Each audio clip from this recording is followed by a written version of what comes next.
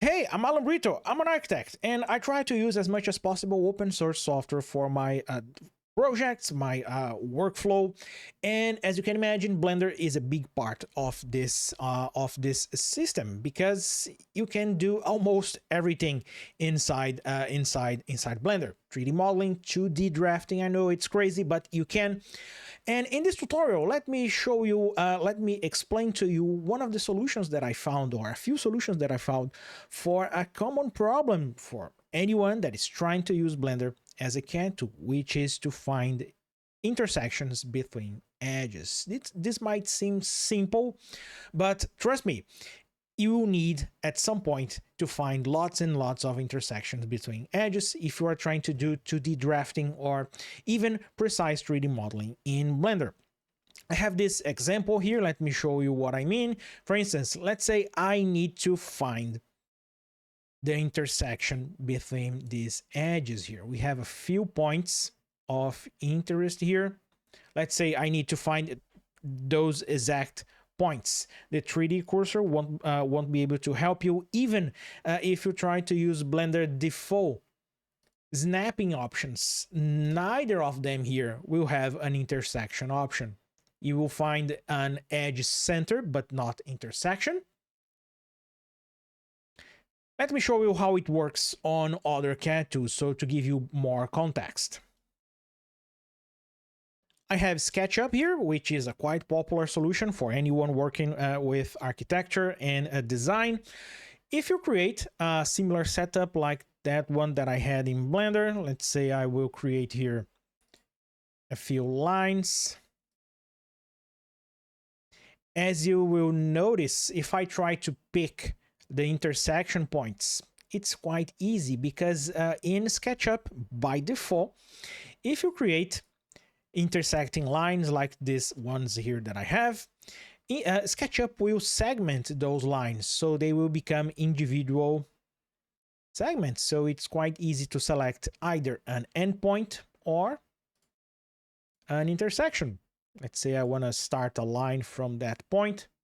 It's quite easy to do so in SketchUp. Let's take a look into another solution. I have here rhinoceros or rhino. Another popular option for anyone working in architecture. Let's create something that looks like those lines. I will create intersecting lines here. And in Rhino, you will see an option here on the left. We have an easy way to find intersections with this snap. You will see that we have an intersection snap there, which makes the entire process really easy. For instance, let's say I want to start a line from this point. It will grab the intersection point. No big problems. So how can we do that in Blender? Is it that hard? Let's take a look.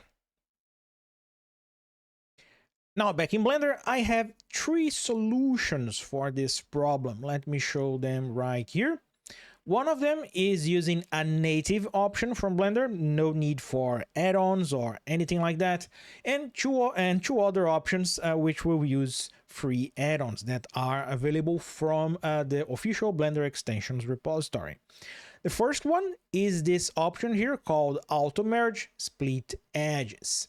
If you take a look into your 3D viewport sidebar under the Tool tab, you will find when you go into edit mode, when you are editing a mesh object like this one that I have here, you will find 2 options here. One called Auto Merge, and the second one is Split Edges and Faces. When you enable those 2 options here, you won't get immediate intersections. You will have to apply a transformation to any of the edges. For instance, if I select this vertex here and try to move it anywhere, when I click, you will see that Blender will automatically split those edges as if it was SketchUp, or it will behave as if it was SketchUp managing lines. This makes the process quite easy. But you need to apply a transformation. And from this point forward, if you go into edit mode, and for instance, if I apply an extrude here and move my vertex here, you will see that Blender will automatically split every edge. This makes everything, like I said, really easy. But what if you don't want to make or use the split edges option? Let's explore here TinyCAD. TinyCAD, like I said, it's an add-on, it's free. You can install it from the edit, preferences, get extensions. If you type here CAD, you will see TinyCAD mesh tools, and you can just install here. You can just press the install button like this other extension here, this other add-on. With the TinyCAD options, you can go into edit mode, select all of your edges, and if you right click, you will see a new menu at the top, and you will be able to choose here, for instance, intersect selected edges. And when you do that, you will see that it will create intersections. This will enable you to do this by demand, not to all of your edges. Another option is to use PDT, which is another free add-on. PDT is an add-on that I like a lot. Let's go into edit mode here. And if I select, for instance, just 2 edges, let me select 2 edges here. And if I open PDT here on the side, PDT has a lot of options. For this particular operation, I will be using here from PDT the design tools, and you will see that we have a button here called intersect all. If I press this button, it will intersect just those 2 edges. And that's it. You now know how to solve this common problem related to using Blender as a CAD tool. What about you? Do you know any other methods to find the edge intersections in Blender? Please share with us in the comments. And if you want to support my work and start using Blender as a CAD tool, I will leave links in the description for this workshop here.